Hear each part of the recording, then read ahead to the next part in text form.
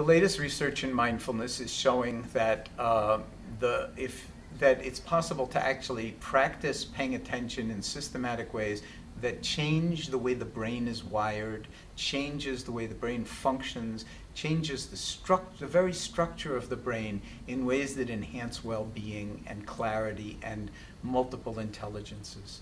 So this is a very, very exciting time where science and meditation are coming together, because we're discovering that the human organism is really capable of profound, the technical word is called plasticity, that the brain is an organ that changes in relationship to experience, and actually the chromosomes are changing always in relationship to experience. And so meditation even seems to be able to drive changes in which genes in our chromosomes are being upregulated and which genes are being downregulated, which means we have a lot more freedom to transform our organism and our life experience and attain some degree of profound well-being and satisfaction than what we ever thought.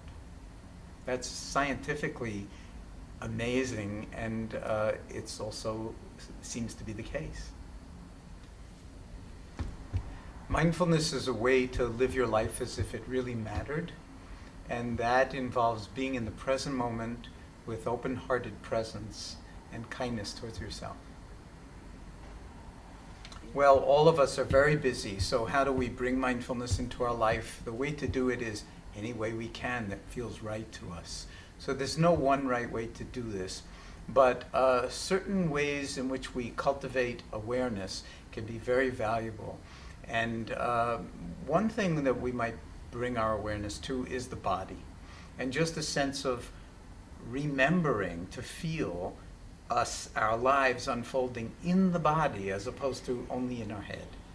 So that can be done in many different ways, a sense of the body as a whole, walking, sitting, eating, moving, or just being in touch with the breath, one's own breath, and the feeling of the breath coming into the body, the feeling of the breath leaving the body.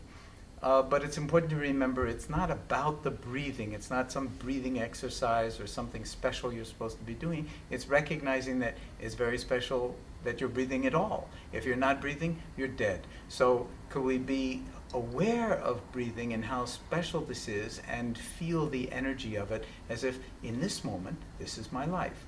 And it's not waiting for the weekend to have my life or waiting when I finish some big project, but every moment is my life. Then, even in very stressful situations, you can move into the actuality of the situation and find ways to move with it and regulate your own reactivity to it, so that in some very, very deep way, you are not running away and you're not pushing through anything, but allowing things to unfold as they do. That's the heart of creativity, and that way we get the most work done with the least distraction and the least effort. It's an art form, and it takes a while to learn. It's not something where you just hear me say this on the web and the next thing, oh yeah, I'll be mindful for the rest of my life. It's one of the most difficult things in the world, if not the most difficult thing in the world for us human beings to do, is to be present in our own lives and to be kind and less judgmental of ourselves. That's why it's worth doing. It's worth practicing. But it's not a doing, really. When all is said and done, it's a way of being, and actually a way of being awake and yourself. And the present moment, which is the only moment we're ever actually alive in, tends to get obliterated, really squeezed to the point where we're not in the present moment anymore. We're always in the past, always in the future, and that's a prescription for unhappiness. Happiness isn't some of the time when, you know, at the pot of gold at the end of the rainbow. It's right now, in the midst of whatever is happening. And this is an art form, so it does take some time, it does involve some discipline, but I would throw out, well, what else is there to do? Because if you're missing your entire life, whatever moment you decide it's time to reconnect with your life, that moment, guess when that will be? It will be now. Again, you look at your watch, oh my God, it's now, again. So we only have moments of now, why not make the most use of them now? What is the most important thing that I've learned over the years about mindfulness? I don't know. That it's a mystery, that it's a gift, that we are geniuses, that we're miraculous beings, and that we ignore most of our beauty and drive ourselves crazy over all these things that are really not important. So we're driven by the urgent, miss the important, and then wind up a lot of the time being unhappy, and then look elsewhere for the solution. This is a prescription for disaster. And when I see people coming to mindfulness, our medical patients, for instance, by the hundreds, by the thousands, by the tens of thousands, and turning their lives around and having many of their medical symptoms fall away and coming to live their lives more fully, it's an unbelievably gratifying work. So this work is moving into medicine, it's moving into psychology, it's moving into psychiatry, it's moving into education, into the law, into government. And that itself is, I think, a very good sign for humanity.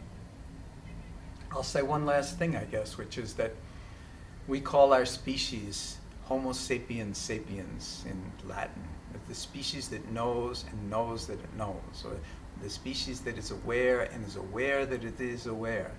Well, so far, I don't think we've really lived up to that name as a species. Now, with the ecological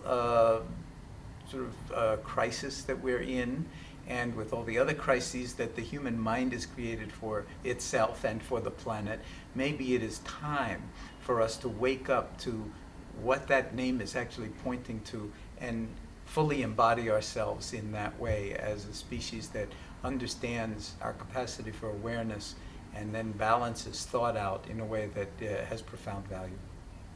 And ultimately, when all is said and done, I call that love.